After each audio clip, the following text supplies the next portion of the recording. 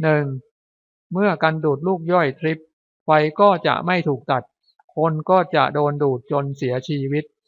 แต่ถ้าตัวกันดูด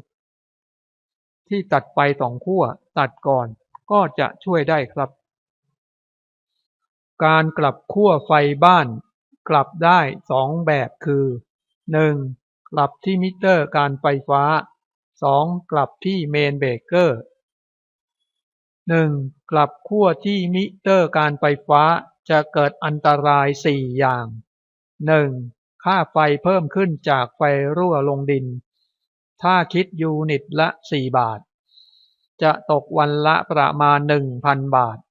หรือเดือนละประมาณ 30,000 บาท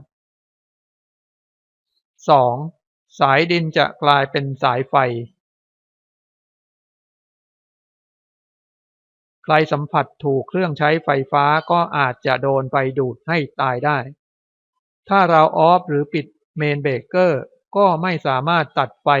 ออกได้ยกเว้นเราจะใช้คัทเอาท์ที่ตัดไฟ2 เส้นก่อนเข้าตู้คอน sumer เท่านั้น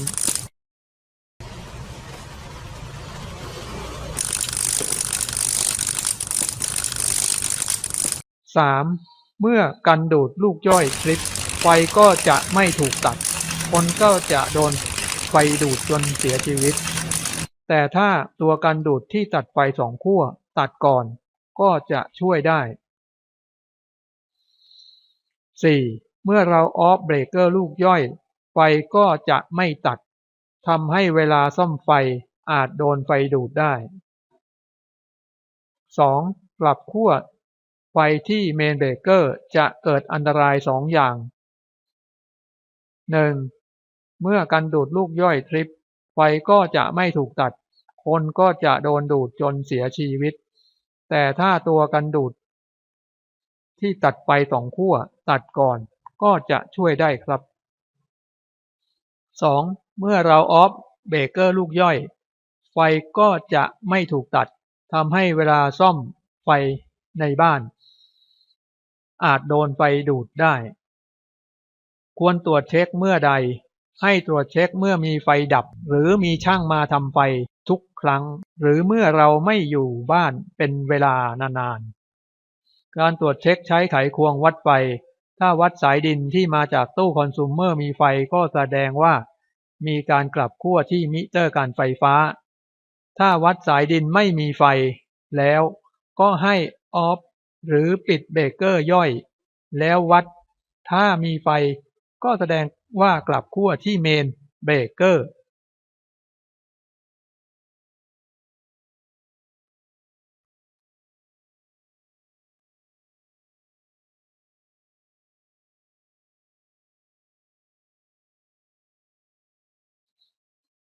นี่ก็คือมิเตอร์การไฟฟ้า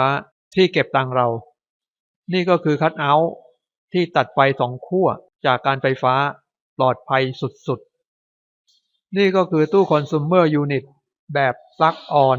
หรือแบบเสียบนี่ก็คือบัตรบาร์กราวด์ทำหน้าที่สร้างความปลอดภัยในกรณีไฟรั่วลงอุปกรณ์ไฟฟ้าโดยใช้สายดินไปเชื่อมต่อกับอุปกรณ์ต่างๆหรือเข้าไปที่ปลั๊กกราวด์นี่ก็คือบัตรบาร์ไลน์ก็คือบัตรบาร์ที่มีไฟ220 โวลต์จ่ายไฟไปยังส่วนต่างๆของบ้านนี่ก็คือบัตรบาร์นิวทรัลก็คือบัตรบาร์ที่ไม่มีไฟหรือบัตรบาร์0 โวลต์ทำหน้าที่ให้บัตรบาร์ไลน์ครบวงจรเครื่องใช้ไฟฟ้าทำงานได้นี่ก็คือเมนขนาด50 แอมป์เพื่อใช้กับมิเตอร์การไฟฟ้าขนาด15 45 แอมป์นี่ก็คือ RCBO ขนาด16 แอมป์1 โพลใช้คุมเต้ารับปลั๊กกราวด์สังเกตว่าจะมีสายทั้งหมด3 เส้นมีลายเอาต์พุตหรือลายขาออกนิวทรัลขาออกและนิวทรัลขาเข้าหรือนิวทรัลอินพุตจะมีรูปร่างเป็นวงๆเข้าไปจัมป์ที่บัตรบาร์นิวทรัลเป็นสายนิวทรัลที่เข้ามาที่ RCBO ส่วนลายขาเข้าก็จะ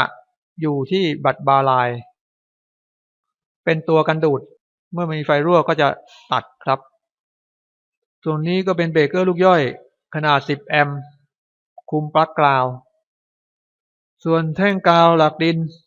ขนาด2 เมตร 40 เส้นผ่าศูนย์กลาง 16 มิล ถ้าตอกตามที่การไฟฟ้าบังคับ ถ้ามีการกลับขั้วจะทำให้มีไฟไหลลงมาประมาณ 40 แอมป์ เราจะต้องเสียเงินค่าไฟรั่วเพิ่มขึ้นประมาณวันละ 1,000 บาท หรือเดือนละประมาณ 30,000 บาท แต่ถ้าเราต่อกราวต่ำกว่า 2.4 เมตร ค่าไฟรั่วก็จะลดลง และมีบางบ้านตอกหลอกไว้ก็คือไม่ได้ตอก อันนั้นก็จะไม่เสียค่าไฟเพิ่มจากการกลับขั้วไฟครับ ถ้าหากว่าเราตอกเต็มขนาด 2.4 เมตร เวลามีการกลับขั้วที่มิเตอร์การไฟฟ้าจะมีการสปาร์คที่รุนแรงครับ